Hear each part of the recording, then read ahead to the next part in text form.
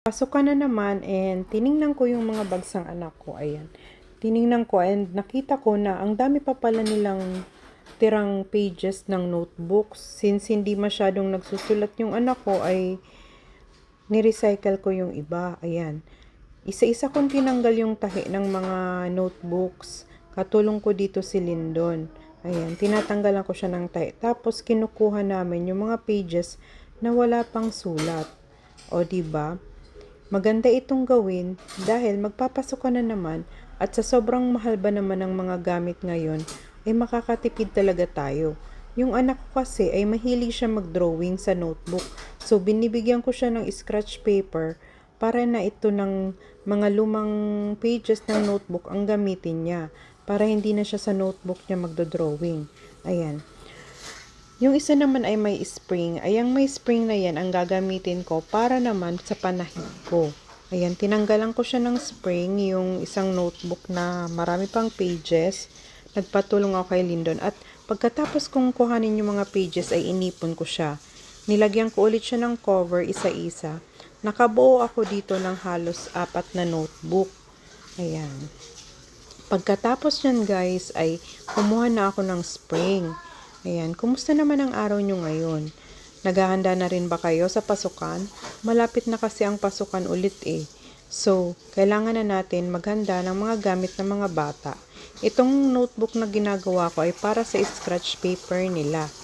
Para sa mga activities o kaya mga drawings o kaya mga pag minsan ay naghahanap sila ng problems. Pag nagpo-solve sila sa math, naghahanap sila ng scratch paper. Ayan. Ayan, tatahiin ko na siya guys. Ang ginamit kong sinulid dito ay yung ginawa kong spring. Nagawa nyo rin ba ito dati?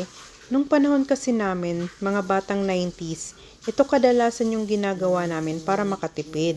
O diba? Hanggang ngayon ay ginagawa ko pa rin ito.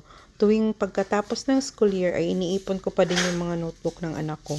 Minsan ay ginagawa ko itong listahan o kaya naman ay pang-solve sa nga at paglalagyan ng mga pamalengkean, o diba? Kailangan talaga nating maging resourceful ngayon. Lalo na ngayon, ang hirap ng kumita ng pera, diba?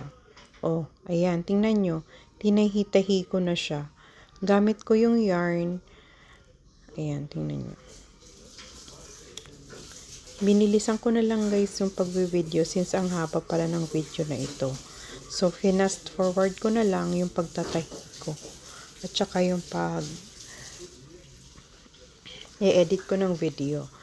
Siya nga pala guys, kasi may bago na namang mga sa ating content creator. Ang ginagamit ko ngayon na pang-edit ay edits. I-download ko siya. Tapos, pag doon ako nagda-download ng mga pang-reels ko, ay napansin ko parang mas malaki yung binibigay ni Meta. Kasi dati sa 1,000 views ay nakaka 0.01 lang ako. Pero dun sa edits na associated siya kay Facebook ay medyo mataas yung bigayan niya. Parang sa minsan ay less than 1,000 views ay nagbibigay na siya ng content monetization. So try nyo na din guys. Edits ang ginagamit ko sa pag-edit ng mga reels. Tapos dina-download ko siya. Ayan, almost there na tayo guys. Patapos na ako ng pagtatahi. Ayan, tingnan mo naman. O diba, nakabuo pa tayo ng isang notebook. Binuhol ko lang at ayan na.